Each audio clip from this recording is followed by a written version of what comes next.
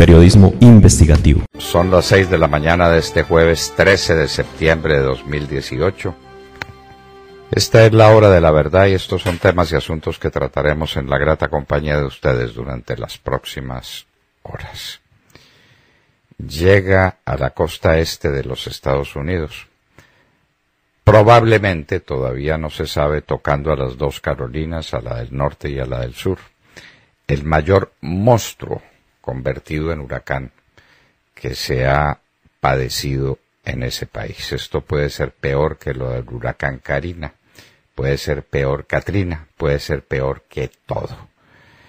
Este se llama Florence, otro nombre de mujer para un monstruo que puede golpear entre mañana y el sábado toda la costa este de los Estados Unidos.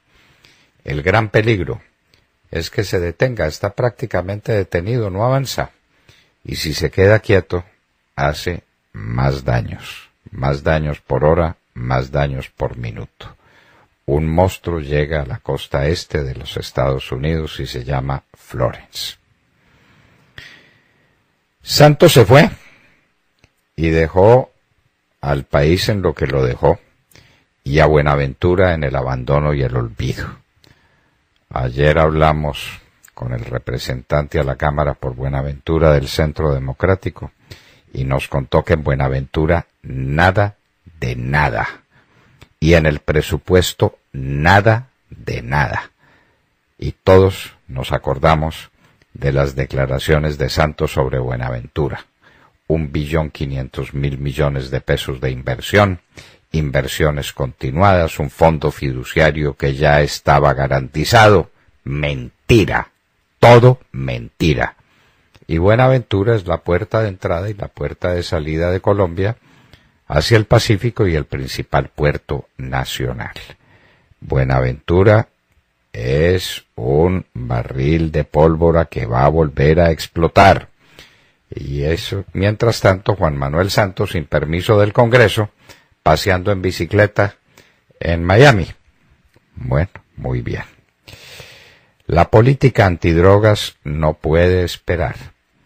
Se sigue hablando del glifosato y cómo es el glifosato, y glifosato sí, glifosato no, y qué pasa con las extradiciones, y qué pasa con la extinción de dominio, y qué pasa con los bombardeos en los campamentos, qué pasa con una política de drogas integral, como dijo el presidente Duque ante los delegados que le mandó Trump antes de venir aquí a hacer exigencias. Trump mismo dice que Colombia se está quedando atrás en la lucha antidrogas y que está al borde de la desertificación. ¿Dónde está la política antidrogas? El presidente debe encerrarse un ratico en su despacho a pensar en los grandes temas nacionales. Una reforma a la Constitución para que la Corte Constitucional no deje en la impunidad los crímenes sexuales contra las niñas campesinas. Hablaremos hoy con un representante a la Cámara muy cercano a nuestros afectos, quien hablará sobre el tema del proyecto que tiene José Jaime Uzcategui, el proyecto que tiene para que esos delitos sexuales sean gobernados por la justicia ordinaria, sometido a las leyes ordinarias. Eso ya lo había dicho en ley el Congreso de la República, pero llegó a la Corte Constitucional, donde están los grandes alcahuetas de las FARC, y para defenderlos dijo que no, que eso pasara a la JEP, para penas alternativas, es decir, para la impunidad total. La Corte Constitucional es también la Corte de las FARC. El presidente Duque puede perder la guerra si no hace un rápido movimiento para ganarla. La pregunta es, ¿por qué mantiene la cúpula militar y por qué mantiene la dirección de la policía? Cada vez los asuntos van peor en Colombia. Las pérdidas de territorio son la demostración palpable de una fuerza que no está funcionando, y no funcionaba porque no tenía comandante, porque pues el prófugo de Miami nunca le dio instrucciones, pero eso golpeó durísimamente una cúpula militar que es muy difícil de sostener, para nosotros imposible. El presidente Duque, en esto lo acompañamos totalmente, le exige al ELN la liberación de todos los secuestrados para seguir los diálogos y demostraciones evidentes de que no va a continuar con este horror. Y la primera demostración es que deje de sabotear el oleoducto Caño Limón Coveñas y que admita que eso ha sido un horror contra el país y contra la humanidad. No sabemos por qué. Lo del Exxon Valdez se sigue recordando en los anales de las destrucciones del medio ambiente. Y el ELN ha sido muchas veces el Exxon Valdez. Y nadie le pregunta nada. Y los partidos verdes se enmudecen, empezando por el Partido Verde de Colombia, al que no le importan las depredaciones a lo verde desde que provengan de la izquierda. Se posesionó Alejandro Ordóñez como embajador de Colombia en la OEA para enfrentar todo lo que le está llegando de acá por parte de los izquierdistas en contra de los intereses de Colombia. Entonces aquí salen las cosas más absurdas. Alguien tiene que revisarlo y nos parece que ahí la elección ha sido la más adecuada. Alejandro Ordóñez es un gran jurista y un gran luchador y tendrá nada menos que la responsabilidad de defender a Colombia en lo que se ha convertido en una especie de bastión de la izquierda extrema en contra de los intereses de este país. El general Guatibonza detenido por cartel de chuzadas. Esta es una vergüenza infinita, una vergüenza infinita. Aquí las chuzadas las hacían militares en ejercicio o en retiro, y quien estaba definitivamente, según las pruebas y según las acusaciones de la Fiscalía, comprometido en el asunto, era nada menos que el general Guatibonza. Entonces, Guatibonza preso. ¿Y esto qué es? Aquí tenemos una Corte Suprema de Justicia con un preso y con otros que uno no sabe qué pasa con el magistrado Malo, qué pasa con el magistrado Bustos, qué pasa con las investigaciones de la Comisión de Acusaciones. Todo eso se paralizó. Pero lo cierto es que el país tiene la convicción de que tenemos una Corte corrupta, pero además un régimen militar y de policía también comprometidos con los delitos. Esto no puede suceder. A los militares los acusan todos los días de falsos positivos y llevan al general Mario Montoya ante la JEP. Y ahora es la policía y los militares combinados los que chuzan a la Fiscalía General de la Nación. Dios nos tenga de su mano. Y al parecer es el escándalo que está corriendo en todos los pasillos de la justicia en Colombia. El comprador de las chuzadas era un senador de la República, Armando Benedetti, que no es personaje de nuestros amores, pero eso no le quita vergüenza al Congreso, tener un senador comprando chuzadas contra las autoridades que están investigando la corrupción del Estado colombiano. ¡Qué horror! Duque reanudaría fumigaciones con glifosato. La oposición del gobernador de Nariño confirma que tiene toda la razón. En Guatemala, miles de manifestantes salieron, o manifestantes por miles salieron a una de las autopistas más importantes a protestar por la decisión de no dejar regresar a Guatemala al magistrado Iván Velázquez, que está dedicado a perseguir al presidente de Guatemala y a las autoridades guatemaltecas. ¡Ay, Dios mío! ¿Qué va a ocurrir allá? El gobierno francés protesta por las declaraciones de John Bolton, asesor de seguridad del presidente Trump, contra la CPI. Bolton dijo que pondría preso a los funcionarios de la CPI que intentaran investigar los supuestos crímenes de guerra cometidos por norteamericanos en la atroz guerra de Afganistán. Pena de 10 años de prisión contra el expresidente salvadoreño Elías Antonio Saca. El socialismo siempre viene de la mano de las corrupciones. En Colombia, los generadores de energía reacios a venderle energía a Electricaribe, pues porque no tienen con qué pagar. Y entonces, ¿dónde están las garantías del gobierno nacional? ¿Dónde está la plata para que Electricaribe pueda distribuir energía en todos los 9 departamentos de la costa atlántica? Sanciona a Hidroituango por daños ambientales. Entonces, aquí le están dando cuerda a los ataques contra Hidroituango, que estaba manejando mal todo, entre otros la cuestión ambiental, o entre otras la cuestión ambiental. Ahora, juicio en contra de los hermanos de Uribe Noguera, recuerdan el violador de la niñita humilde a la que violó y asesinó, y los hermanos fueron cómplices y obstruyeron la justicia. Ahora, con nuevas pruebas, se revive el juicio en contra de ellos. Petro defiende a las fuerzas militares, atacadas, acusadas de estar perdiendo la guerra, de ser fuerzas militares perdedoras, por la senadora María Fernanda Cabal, y el defensor es Petro.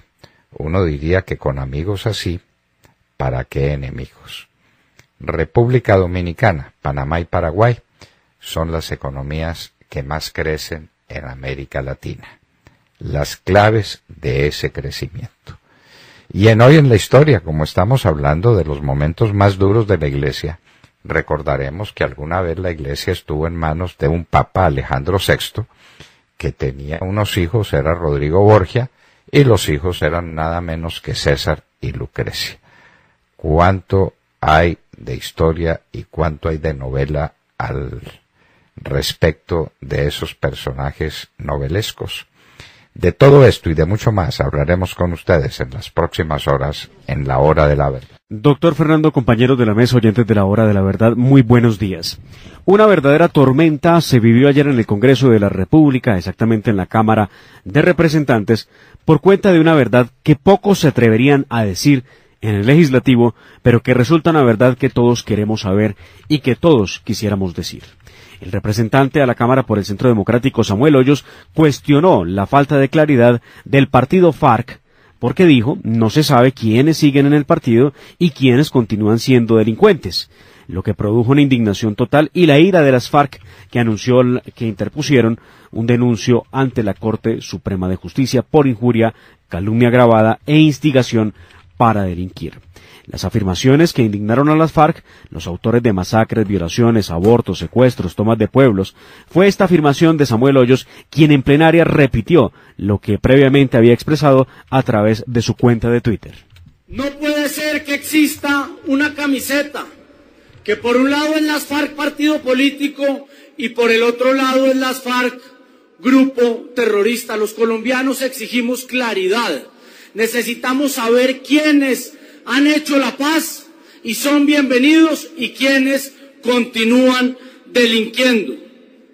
Por eso quiero aprovechar esta oportunidad para reiterar mi llamado al partido político FARC para que se pronuncien y le exijan a esos cabecillas, a esos miembros que hoy no comparecen ante la justicia o que hoy siguen delinquiendo, renunciar a las actividades delictivas y reincorporarse a la vida civil.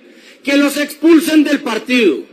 Quienes tengan voluntad de paz son bienvenidos y contarán conmigo como un aliado para construir democracia. Quienes persistan en el crimen y en la violencia encontrarán en mí al más férreo opositor. No me van a callar porque a pesar de que sus crímenes han sido perdonados por el gobierno Santos, la memoria del pueblo colombiano continúa vigente. Gracias, presidente. Mientras Samuel trataba de expresar la situación que vivía por cuenta del denuncio que le había interpuesto a las FARC en horas de la tarde, porque hicieron rueda de prensa en el Congreso para anunciar la gran noticia. Acabamos de interponer una denuncia en contra de Samuel Hoyos, pues ellos no lo dejaban prácticamente hablar durante la plenaria en medio de un debate que no tenía nada que ver con esto. La respuesta de las FARC no se hizo esperar, alias Marcos Calarcá, que es el que más grita en las FARC en la Cámara, o si lo prefieren, el señor Luis Alberto Albán, como es su nombre de pila, anunció el proceso judicial en contra de Samuel Hoyos en estos términos. Si alguno de ustedes fueran los denunciados en la Corte y estuviera en los medios de comunicación hoy, así como hoy hiciera una mención, un miembro representante tiene el derecho en mi presidencia de poder decir y seguir. Señor Albán, tiene el uso de la palabra el representante Albán por el partido de la FARC y continuamos el debate. Sonido, por favor, al señor Albán. Buenas tardes. Mire, el debate que estábamos desarrollando y para el cual fuimos citados está muy interesante. Parece que hay consenso. Nosotros desde las FARC, ante ese tipo de acusaciones, ante ese tipo de calumnias, ante ese tipo de injurias, ante esa incitación a cometer delitos, colocamos una demanda penal o una denuncia penal al representante Samuel Hoyos y entonces que él responda ya. Yo le solicito al presidente que continuemos con el debate. Cuando quieran podemos organizar otro debate, pero por favor infórmense, por favor apéguense a la realidad y debates de altura los que quieran. Muchas gracias. Lo que faltaba, debates de altura, piden las FARC. Lo único cierto, doctor Fernando, es que las FARC en el Congreso de la República no soportan que les recuerden qué hicieron. Pues puede que los magistrados de un gobierno como el de Juan Manuel Santos pretendieran borrar de los archivos los prontuarios criminales de estos sujetos, pero el país mantiene en su memoria viva cada acción terrorista que nunca pagaron gracias a Juan Manuel Santos y a unas cortes que decidieron lavar los delitos de unos criminales que muchos de ellos hoy probablemente hacen parte del Congreso de la República para desgracia de la democracia colombiana. Bueno, Demar, esto pues no es para pasar un debate a esta hora de la mañana, donde queremos una noticia. La noticia es que las FARC arremeten contra un representante que en cumplimiento de su deber pregunta quiénes están en el monte delinquiendo y quiénes están en el partido de las FARC. Porque pues es noticia, esto todo el mundo lo sabe. Estos bandidos de las FARC se perdieron y están en el monte. ¿Y en qué queda la inmunidad parlamentaria entonces? ¿Cómo le parece? Los jueces resolviendo qué es verdad y qué no es verdad de lo que digan los parlamentarios. ¿En qué queda, Ademar? ¿Eso ya no existe? Pues ahí entrarán a revisar la inmunidad parlamentaria que la desprenderán de si él hizo una afirmación a través del Twitter o si fue en medio de un debate, porque la afirmación inicial se hizo a través de la cuenta de Twitter. Además es una pregunta muy válida, pues en la medida en que alias Iván Márquez se encuentra, llamémoslo así, prófugo del radar de la justicia. Iván Márquez. Y Santrich se encuentra en una cárcel en estos momentos. Estoy hablando de los que son parte del partido, doctor Fernando, y debieran estar en el Congreso. Y él pregunta, díganos cuáles hacen parte de las FARC y cuáles están delinquiendo. Y los otros que se acaban de ir, son como 9, y se fueron, y se perdieron, y nadie sabe de ellos. Y dígame si no tiene derecho Samuel Hoyos a preguntar lo que le parezca que deba preguntar, y lo ha hecho en los términos más comedidos. Me parece que se pasó de comedimiento, se pasó de finura. Díganos pues quiénes son de ustedes, quiénes son los que están en el Congreso, y de ustedes quiénes son los que están de bandidos en el monte. Ave María, por Dios. Bueno, nos vamos a los Estados Unidos porque Cristina Londoño tiene mucho que contarnos. Hola papi, muy buenos días y muy buenos días a todos. Bueno, Estados Unidos está viviendo una terrible pesadilla que tiene nombre, se llama Florence. Es un monstruo de huracán y todavía no ha llegado, pero tiene en la mira a más de 10 millones de personas de la costa este de los Estados Unidos, especialmente a las Carolinas, Carolina del Norte y Carolina del Sur. Un total de 1 millón de personas están bajo órdenes de evacuación, pero miles de esas personas las están desafiando y dicen que se quieren quedar en sus casas, que sus casas pues son resistentes. Las autoridades les están diciendo que es una locura, que los que se queden en sus casas lo están haciendo a su propio riesgo, porque incluso los equipos de rescate, las autoridades que realizan búsqueda y rescate van a ser evacuadas de la zona por el peligro. Y es que se espera que el nivel del mar crezca hasta 5 metros. Esto es solamente el nivel del mar en zonas costeras. Pero se han registrado y están hablando de olas de 83 pies. Estamos hablando de olas de 25 metros de altura. Hay una buena noticia en todo esto y es que la fortaleza o la fuerza de los vientos pues ha bajado. Ahora es un huracán categoría 2. Venía en 3. La mala noticia es que los meteorólogos dicen que están esperando que se prácticamente estacione a su llegada a Carolina del Norte y empiece a moverse solamente a 2 o 3 millas por hora, produciendo unas inundaciones catastróficas. Imagínense, esto es como que a uno le pegue Mike Tyson de 36 horas seguidas, que eso es lo que se espera, vientos huracanados afectando la zona y las fuertes lluvias afectando la zona durante 3 días seguidos. Se espera que se empiece a sentir la llegada de Florence al mediodía en estados como las Carolinas, en Georgia, en Virginia y en Maryland, y pues que dure todo el fin de semana. Son estados de emergencia los que se han declarado en las Carolinas, en las 2 Carolinas, en Georgia, en Virginia y en Maryland, como ya les dije. El tamaño de Florence es tan grande que hay un astronauta alemán, Alexander Gerst, que está en la base espacial internacional, que él dice que Florence es tan enorme que solo la pudieron fotografiar con un lente wide angle o de gran angular, estando directamente a 400 kilómetros sobre el ojo de Florence.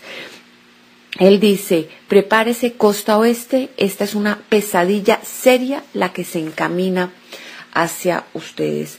Algo realmente preocupante y se espera que vaya a afectar a los Estados Unidos en los próximos días y vamos a ver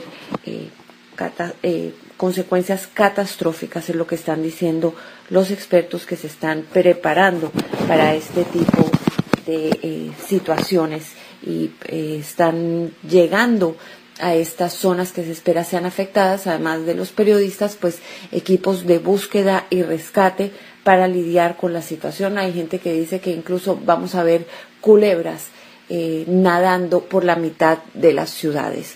Bueno, y ahora cambiando de tema, vamos a hablar de la inmigración. Y es que hay un informe que publica el New York Times diciendo que se ha multiplicado 5 veces desde el verano pasado la cantidad de niños inmigrantes menores de edad detenidos en bases estadounidenses o en centros de detención estadounidenses. Dicen que esto es por 2 razones, no solo que siguen llegando adolescentes centroamericanos huyendo de las pandillas, sino que la administración Trump pues no está liberando tantos a estar con sus familias como lo hacía antes, y no es solamente porque no quiera, sino porque hay muchas familias que por temor a las autoridades de inmigración simplemente no están viniendo a reclamar a esos niños. Los albergues están a capacidad. Finalmente termino diciendo que la compañía iPhone hizo ayer el lanzamiento de sus 3 nuevos teléfonos, el 10S, el 10S Max y el 10R. Cosas interesantes, tienen procesadores biónicos, son resistentes al agua. El 10S aguanta 2 metros de agua durante 30 minutos. Pero quizás lo que más les pueda interesar, bueno, además de las cámaras cada vez mejores, con capacidad de videos en tercera dimensión, es que van a tener tarjetas SIM virtuales para los que viajan mucho. Ya no tienen que estarle cambiando la tarjeta, sino que simplemente pueden saltar de un network, de un servicio a otro cuando viajen. Eso es lo que tengo por el momento. Ahora regreso contigo al estudio, papi, que tengas muy buenos días y muy buenos días a todos. Florence, el monstruo que se avecina a la costa este de los Estados Unidos. Dios se compadezca de todos. Ha bajado un poco la intensidad del viento, es categoría 2, pero en categoría 2 sigue siendo un monstruo terriblemente peligroso y dañino. William Calderón. Doctor Londoño, buenos días Colombia, gracias por invitarnos a sus hogares y a sus vehículos. Hoy es jueves 13 de septiembre del año 18. Bienvenidos pues al espectáculo de las noticias con el primer editorialista de Colombia, el doctor Fernando Londoño Hoyos. Son las 6:30 de la mañana. Ahora resulta que uno de los generales con mayor prestigio en Colombia, por sus brillantes resultados desde el Gaula, aparece incurso en una compleja red de espionaje. Se trata del general Guatibonza. La Fiscalía tiene interceptaciones en las que supuestos protagonistas del entramado de chuzadas, que hablan del secuestro de periodistas ecuatorianos, de bloqueo de cuentas, como lo resalta en su edición virtual hoy, 13 de septiembre, la revista Semana.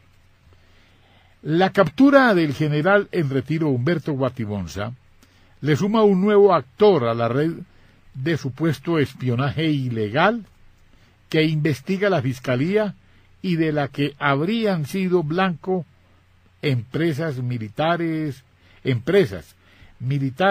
políticos y funcionarios.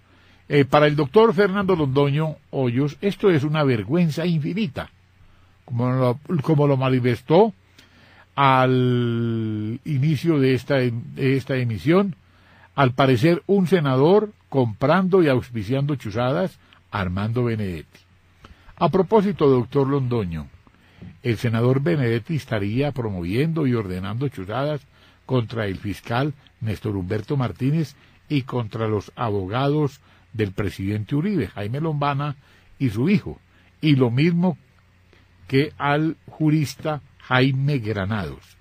Doctor Londoño, las chuzadas de porte nacional, desde ¿dónde está la inteligencia? Se corrompió la sal. Bueno, se corrompió la sal. Esto es simplemente deprimente. Es que no le quedan a uno ganas de hablar. Cuando un hombre como el general Guatibonza está dedicado a chuzar llamadas y lo hace por encargo de un senador de la República, pues dígame, ¿aquí qué queda? Sí. ¿Aquí qué queda? ¿Para dónde coge uno? Bueno, sí. Y los de la Corte, entonces procesados por el cartel de la toga. Y siga. Esto es una ola de corrupción que está negando a Colombia. La herencia que nos dejaron los 8 años del nunca como ahora. ¡Qué espanto, por Dios! ¡Qué espanto! Vanessa Araujo. Doctor Fernando y queridos oyentes, muy buenos días. Maduro viaja a China para buscar auxilio. Nicolás Maduro inició un viaje a China para seguir endeudando al país con nuevos e ilegítimos créditos internacionales y así mantener su tiranía. Maduro no dio muchos detalles sobre el viaje, sin embargo, expertos aseguran que se trata de un nuevo préstamo por $5.000 millones que le concedería China. El economista Asdrúbal Oliveros, socio y director de Ecoanalítica, comentó que estas negociaciones le darían más tiempo a Maduro. Al parecer, el nuevo acuerdo bilateral también incluiría un documento de cooperación energética. Maduro gana tiempo, pues para un régimen que ha aprendido a vivir con lo poco en términos de divisas, este auxilio de China de concretarse le daría respiro por un buen tiempo. China es el FMI de Venezuela. 5.000 millones no resuelven ningún problema, pero junto con la extensión del periodo de gracia le da un oxígeno importante al régimen, señaló el conocido economista. No es la primera vez vez que China rescata a Maduro. El pasado mes de julio, China le concedió a Maduro un nuevo crédito por 5.000 millones para supuestamente rescatar la producción petrolera en Venezuela. Hasta el momento, por supuesto, se desconoce qué sucedió con ese crédito y cómo fue invertido. Sin embargo, se trató de una especie de salvavidas. China se ha convertido en el principal socio financiero de Venezuela, concediendo préstamos, los que son conocidos, por más de 60.000 millones de dólares en los últimos 10 años. Se dice que Venezuela paga sus créditos con envíos de crudo. Maduro tiene la soga al cuello ante China. En varias oportunidades el país asiático ha amenazado con dejar de ayudar a Venezuela ante el incumplimiento de los acuerdos de pago. De hecho, en mayo pasado a Maduro se le había vencido el periodo de gracia que China le había otorgado para pagar la descomunal deuda de más de 20.000 millones de dólares. La potencia asiática dejó claro que no ofrecería ningún alivio a Maduro si no empezaba a pagar lo adeudado. Se desconoce qué hizo para cambiar el parecer de China, porque ahora le sigue dando préstamos. Mientras tanto, las cosas en Nicaragua, por supuesto, siguen igual de mal. Ayer la Organización de Estados Americanos urgió al tirano de Nicaragua, Daniel Ortega, reanudar el diálogo nacional y restablecer la cooperación con la Comisión de la ONU. La iniciativa fue aprobada con 19 votos a favor, 4 en contra, 9 abstenciones y 2 ausencias. A Ortega seguramente esto ni le importa, él sigue adelante con su dictadura a lo cubano, por supuesto. Ayer la Comisión Interamericana de Derechos Humanos denunció que siguen los despidos arbitrarios contra personal médico en Nicaragua como represalia por atender a personas heridas que protestaban contra el régimen o por haber manifestado alguna posición crítica hacia el gobierno. Los médicos nicaragüenses despedidos están siendo sustituidos por médicos cubanos. Pobre pueblo nicaragüense, además de la dictadura que tienen que soportar, ahora cuando vayan a los hospitales serán atendidos por médicos que sin mucho tienen el nivel de conocimiento de un enfermero. Nicaragua y Venezuela, dos países sufriendo el socialismo y que, como siempre pasa, no saben cómo sacarlo del poder. Los edificadores de miseria. Y uno se pregunta qué papel está desempeñando la China en Venezuela, dándole espacio a un régimen dictatorial y asesino, genocida. China se hace solidario con el genocidio contra el pueblo de Venezuela.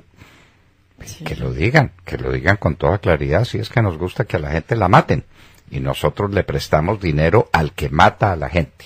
Maduro está matando al pueblo venezolano. Es un genocida. Y China aparece entonces ahora como solidario con un régimen genocida. Uno no entiende. Cuando dice que está virando hacia la democracia, hacia el respeto de los derechos humanos, que China está jugando un papel distinto en el equilibrio mundial, ahora parece peor que nunca, peor que en cualquier época de Mao. Sergio Gel. Doctor Londoño, muy buenos días para usted, para todos nuestros oyentes.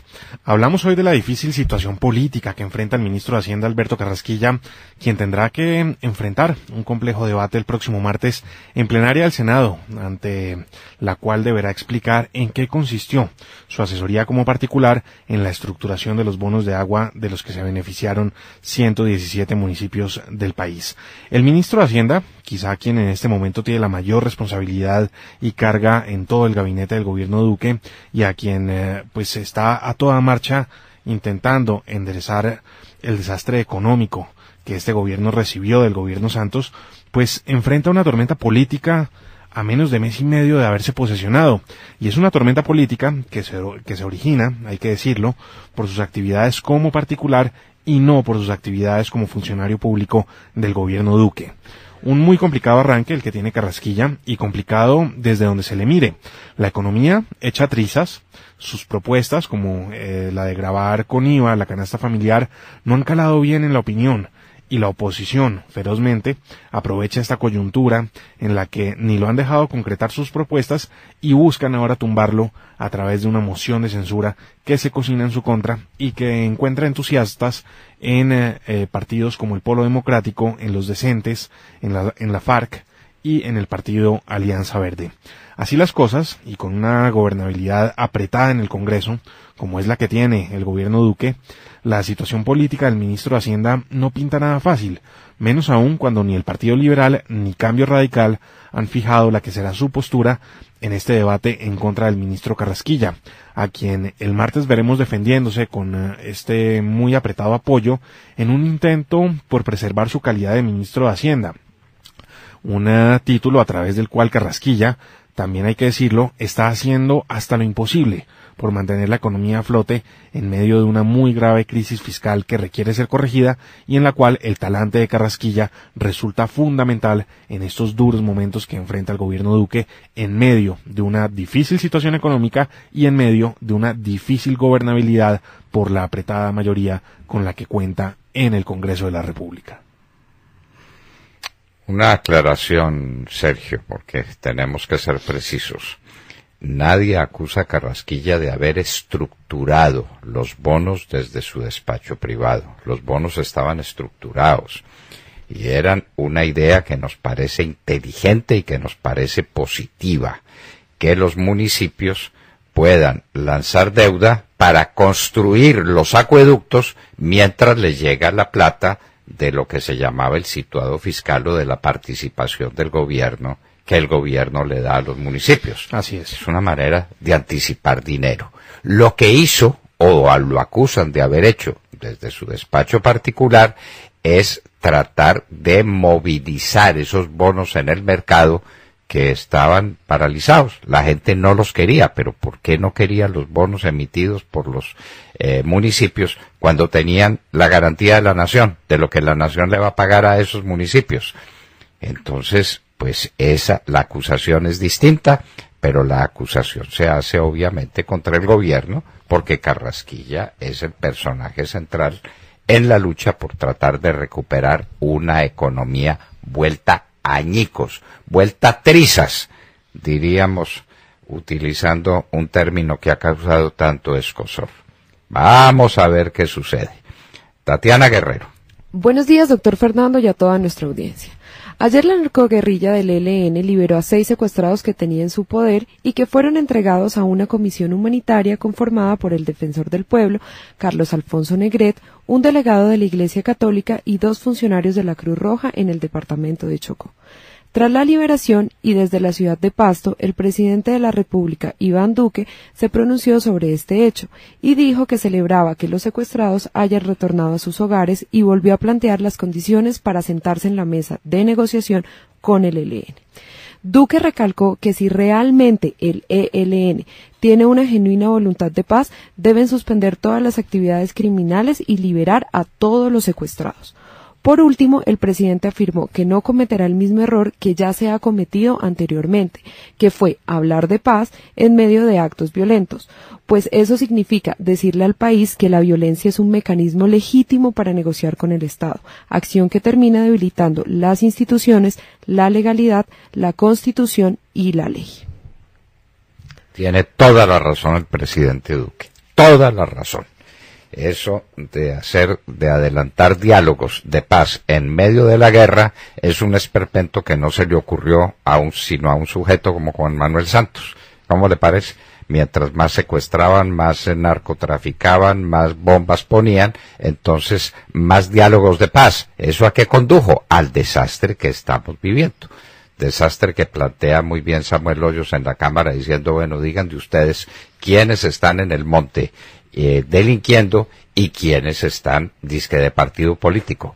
Digan, porque convirtieron en partido político a unos criminales. Bueno, el presidente Duque no va a cometer esa equivocación y le ha exigido al ELN que libere a todos los secuestrados.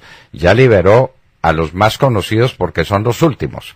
Los 3 muchachos que habían sido secuestrados del ejército, que habían sido secuestrados en Arauca, y a los 6 de la policía y civiles que habían sido secuestrados en el Chocó. Y los demás, Duque no se olvida de ninguno, y tiene toda la razón. Tata Castro. Gracias a todos. La falta de gol, el principal ingrediente en los cuartos de final de la Copa Colombia que comenzaron ayer. 2 goles en 3 partidos y ambos fueron en el Campín, en el encuentro entre Santa Fe y Once Caldas, que terminó 1-1 gracias a Wilson Morelo, quien en el minuto 93 de cabeza empató el partido que ganaban los de Manizales. En Montería, Millonarios y Jaguares terminaron empatados sin goles y definirán el próximo 26 de septiembre en el Campín quién avanzará a la semifinal. En el Metropolitano de Itagüí tampoco hubo goles entre Leones y La Equidad. Los felinos de visitante jugarán por su paso a la semifinal también el 26 de septiembre. Hoy Atlético Nacional frente al Junior de Barranquilla a las 7:45 de la noche en Medellín cierran los partidos de ida de los cuartos de final de este torneo. Esperemos, doctor Londoño, que esta noche se vean los goles que no vimos ayer. Sin goles, el fútbol de nuestros equipos colombianos y sin piernas, el señor Nairo Quintana en la Vuelta a España. Ahora le toca trabajar para su compañero Alejandro Valverde en el Movistar para que el equipo español no pase el año en blanco. Valverde recortó 8 segundos ayer al líder de la general, que continúa siendo el británico Simon Yates, y el colombiano perdió casi 1 minuto y pasó al 6º lugar en la general a 2 minutos 11. Superman López, a sacar la cara por Colombia, ascendió al 4º lugar ayer, todavía con posibilidad de podio a 1 minuto 36. Bueno, de manera pues que sin goles en los partidos de fútbol y sin piernas en la bicicleta, no es el momento más feliz del deporte colombiano, no, de ninguna manera.